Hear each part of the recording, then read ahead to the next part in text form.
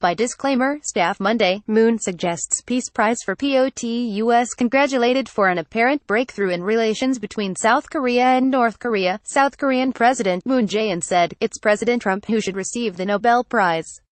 The remark follows Friday's historic summit between Moon and North Korea's Kim Jong-un, in which the two leaders agreed to work toward eliminating nuclear weapons and reaching a permanent peace deal on the Korean peninsula, aspirations that the pair embraced without going into detail about how to achieve them.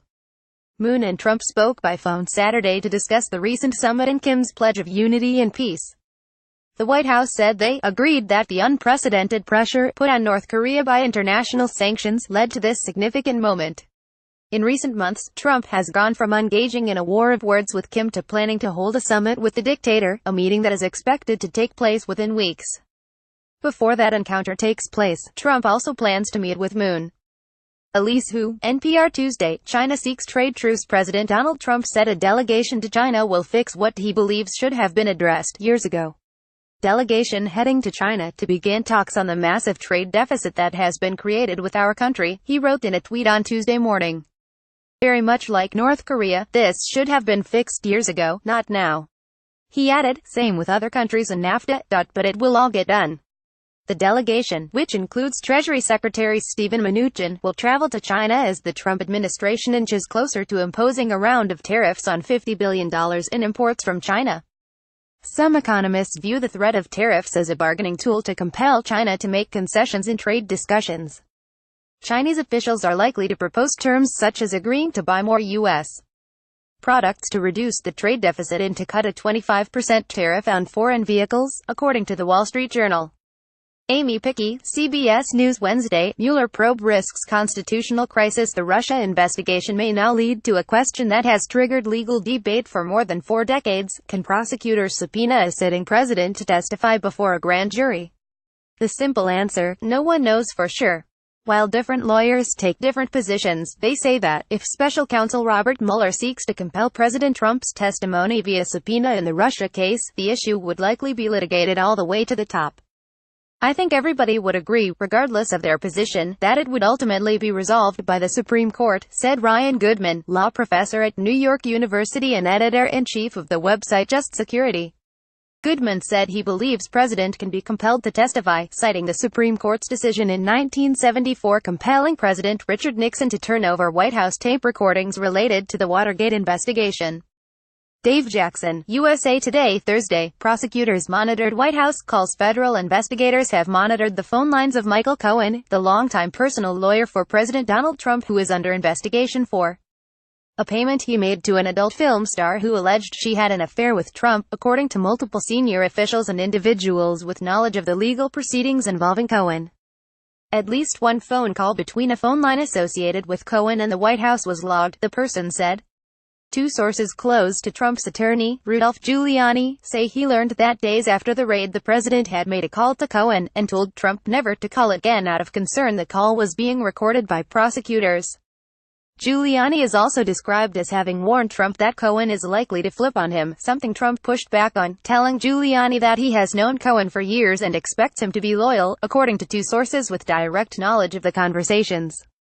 Tom Winter and Julia Ainsley, NBC News Friday, Honduran stripped of refuge. The cruelty of the Trump administration continues. Friday, it announced that it was ending temporary protected status (TPS) for Hondurans. Honduran TPS holders will have until January 2020 before their protections expire, giving them 18 months to leave the country or be at risk for deportation. According to a statement, Homeland Security Secretary Kirstjen Nielsen carefully considered conditions on the ground before reaching the decision. While not unexpected, this decision reflects the Trump administration's callous disregard for the lives of immigrants. It ignores the harsh realities that Honduran TPS holders could face if they return to their homeland.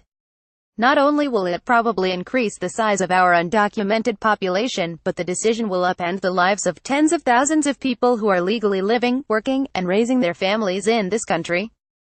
Honduran nationals in the United States received TPS in 1998, after Hurricane Mitch devastated Honduras and left it lacking basic infrastructure, sanitation services, and safe water supplies.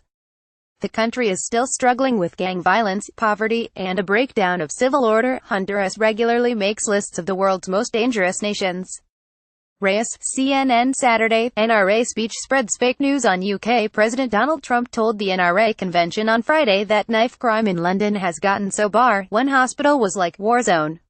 But the doctor who may have inspired that comment says the president missed the point entirely. FBI crime data also shows London had a lower murder rate than every major American city in 2017, in most cases, far lower. Dr. Martin Griffiths, a trauma surgeon at London's Barts Health NHS Trust, in April said colleagues who had served in the military likened the hospital's daily case load, including an influx of children who were victims of violent crime, to that seen at Camp Bastion Hospital in Afghanistan. Trump appeared to repurpose that comment while speaking to 8,000 NRA members in Dallas on Friday, referring to the prevalence of knife violence in the UK, despite the nation's strict gun laws. Most guns were banned there in 1997. They don't have guns. They have knives, and instead there's blood all over the floors of this hospital. Trump said, "They say it's as bad as a military war zone hospital. Knives, knives, knives. London hasn't been used to that. They're getting used to that. It's pretty tough." Jamie Ducharme, Times Sunday. Rouhani threatens retaliation. President Hassan Rouhani said on Sunday Iran had plans to respond to any move by U.S.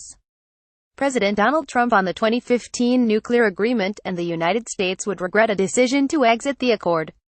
Trump has said unless European allies rectify flaws in Tehran's nuclear agreement with world powers by May 12, he will refuse to extend U.S.